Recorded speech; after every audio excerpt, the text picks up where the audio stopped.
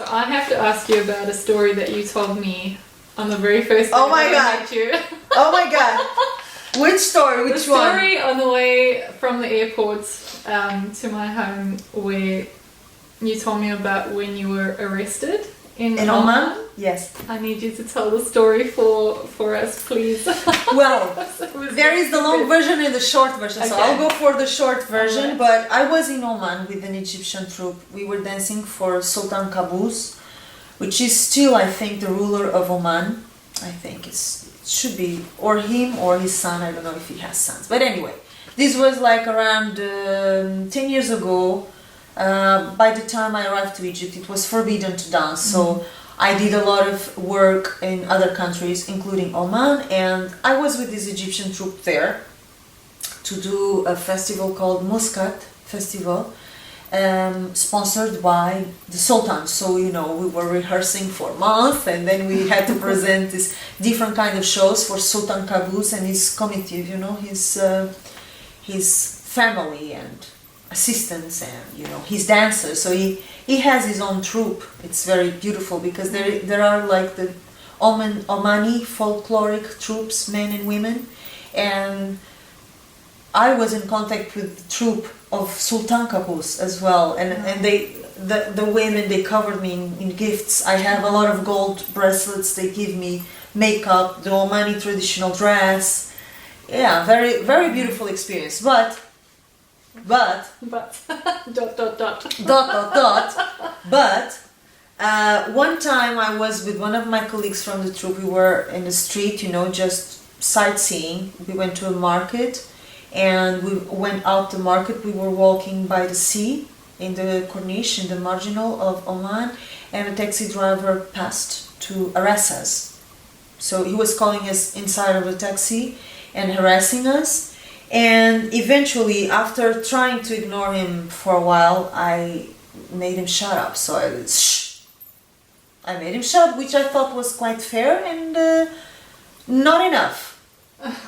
Not enough, you know, because I'd had the same situations in Egypt before and after, and I put myself in fights because of this, because at a certain point it really wears you out, you know, the amount of sexual harassment in the streets and the message that is saying you're not supposed to be in public, you're not, as a woman, you're not supposed to circulate in public, you're not allowed. You're invading male space, so you're going to pay for it. We're going to make you pay for it. This is not something I accept mildly. I don't like this idea. So he was lucky to get shut down, you know. It's just... And I forgot about the subject, and we went into lunch. Normally we went to an Indian restaurant for lunch. And when we were finishing, the manager of the restaurant came and he warned me the police was waiting for me at the door of the restaurant. And I thought that was awkward, and I was sure he got the wrong person, because I didn't find any reason why the police would be waiting for me. So, you know, I dismissed it. I said, you know, I think you're making a mistake, but thanks for the warning, whatever. So once we finished, we went out and there were 2 police cars really waiting for me. So they took me and my friend. I asked them what was this about, out of curiosity, because I was really curious, like, what is the problem? My friend was starting to get hysterical, of course, because it's not very pleasant. You know, you're in a foreign country, Arabic country, you're taken by the police in the middle of the street, you know, you're taken in for no reason, and they refuse to tell you why until you reach the police station. So I reached the police station. There was like an officer. We were taken to an office, and we were sitting, you know. The officer asked me, do you know why you're here? I thought, I have no idea. I'm very curious. Why did you bring me here, you know? And he pointed a man sitting in a corner, and he told me, you know this gentleman? And I looked at him and I didn't recognize him. I don't know. He told me, okay, look closely. You met him this afternoon when you were leaving the market. So he gave me a certain location, and me and my friend, you know, we were like, you remember this man? You know, I don't remember this man. We were, not me, not her, we were not in it anymore, you know, because after him, many other cars arrest us. So it was not even a novelty, unfortunately, you know. If he had been the only one, Yes. we would probably have registered it. But in our memory, there was like a blurred vision of many, you know, a lot of talking from men and cars stopping. So it was quite confusing. It took me a while to recognize the taxi driver to whom I had made, you know, the shh. So once I did, oh my God, yeah, I recognized, you know, this is the creep, you know, that was arresting us. So I started making things worse, which was I started calling him names, you know, very naturally, and I was complaining to the officer, you know, officer, this man was arresting us, you know. He was following us in the car, and I told him to shut up, of course, but he was very lucky because I could have beaten, you know, I could have slapped him in the face, and I could have called him names. I was like burying my own grave. Yes. And, you know, he made me stop and say, you cannot lack respect to a man in public. You disrespected this Omani man in public. You cannot do that. You will go in jail for this. We'll take you in for this. He made a report on you. And, you know, you go, what? He made a report on me? I should have made a report on him because he was arresting me and following us in the car. He said, no, look, you are in the street. It's your problem. So, you know, this is when your Western brain starts to melt. There is a moment when your Western brain, something inside goes like, and everything starts to go. So this was the moment I burst out laughing, which made everything worse, of course, because the taxi driver was fuming, you know, he says, and the officer was totally pissed off at me because I was laughing.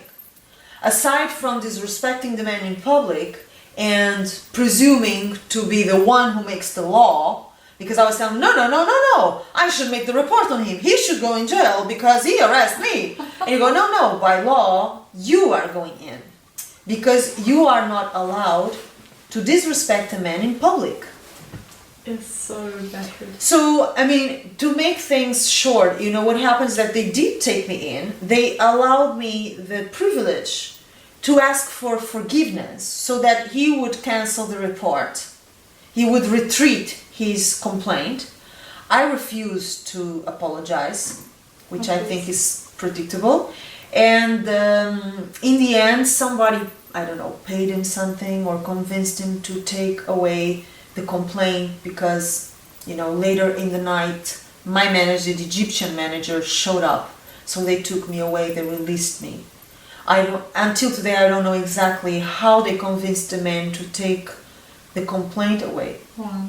Maybe they paid him, I'm not sure. But I know this happened. And from this point on, I was, you know, a kind of a black sheep within the Egyptian troop, because the dancers thought all sorts of weird stories. Yeah. Why she was in jail, she was caught doing what in the street, you know.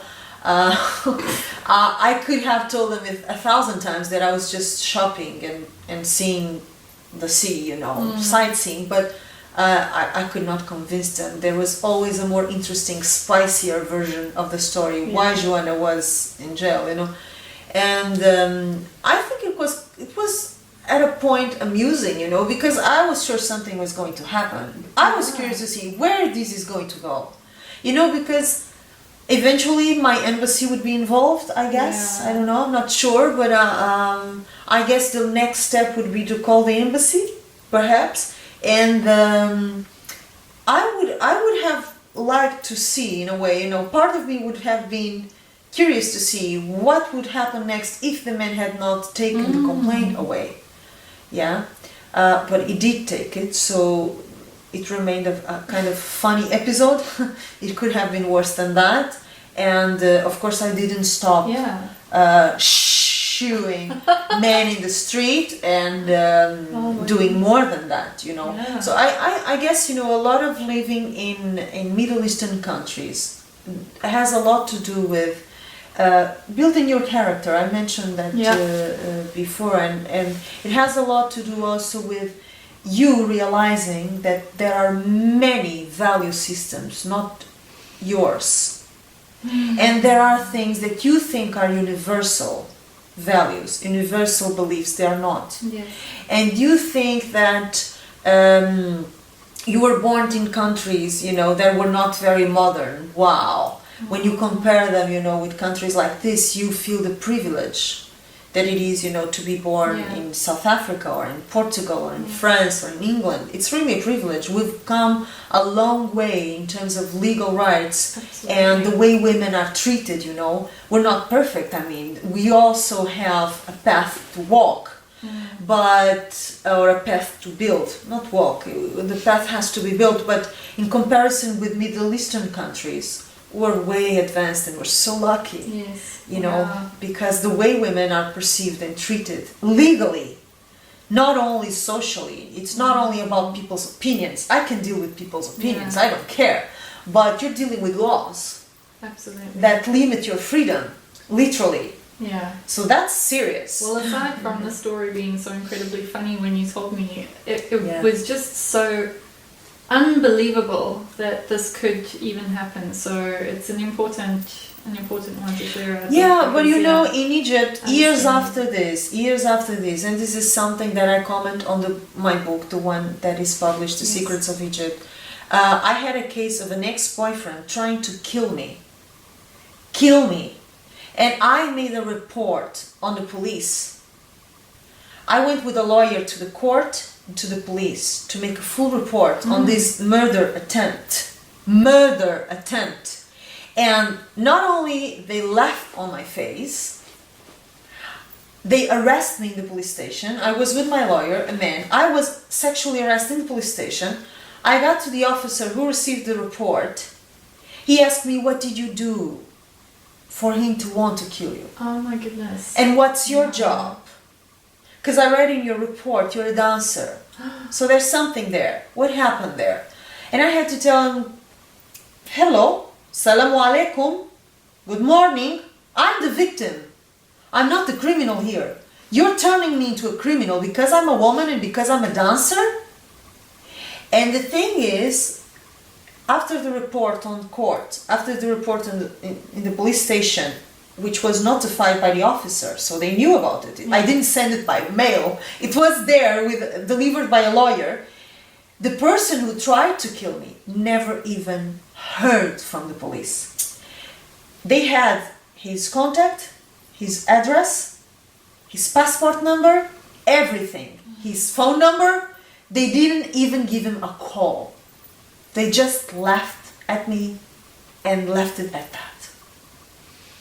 So when you understand this and you feel it in your skin, you really appreciate the place where you're coming from, and you appreciate the fight of women and men also who have been, you know, struggling so that women are treated like human beings and have the same rights as men. Something that in Egypt or Oman or Lebanon or you know, the places where I was living and working, women don't enjoy. They don't have. And that makes you appreciate what you have more too, you know.